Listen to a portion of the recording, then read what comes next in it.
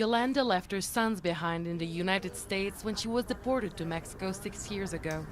Authorities discovered the mother of two had been living in California for 17 years on an expired tourist visa. Back in the border town of Tijuana, she founded the Dreamers Moms organization to fight deportation she says break families apart. The same expulsions Donald Trump has vowed to step up if he becomes the next U.S. president in November, after a campaign fueled on messages against Mexican migration. Not all Mexicans are thieves or rapists. Our sons, most of them were born in the United States. Their culture is totally North American. They don't want to come to Mexico, and it's something that with time will have very serious repercussions for the country if they don't stop these deportations.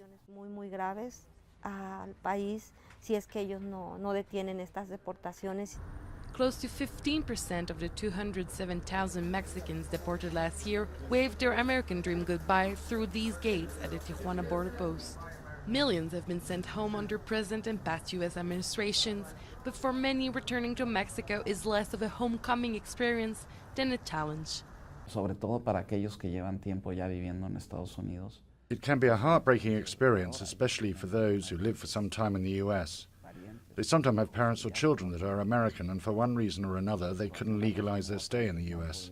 In a way, they are uprooted of their lives and delivered to the Mexican authorities. Those who have spent most of their lives north of the border feel they're being sent back to a country they've never known. Around half of all deported migrants have a criminal record, according to U.S. Homeland Security, which means finding a job is also a struggle. Call centers often become a lifeline for deportees like Gabriel, who spent 18 years behind bars in the U.S. and was later deported to Mexico, a country he hadn't been to since he was 7. This job values his English and knowledge of the other side of the border. When I was deported, I felt bad. I was like, wait a minute, I've been here my whole life.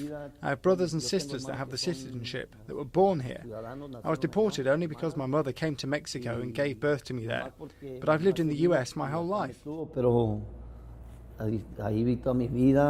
Donald Trump, who will be confirmed as the Republican Party's presidential candidate next week, has pledged to build a bigger, longer wall on the Mexican border to prevent illegal immigration. But for deportees in Tijuana, that wall is already tall enough to tear families apart.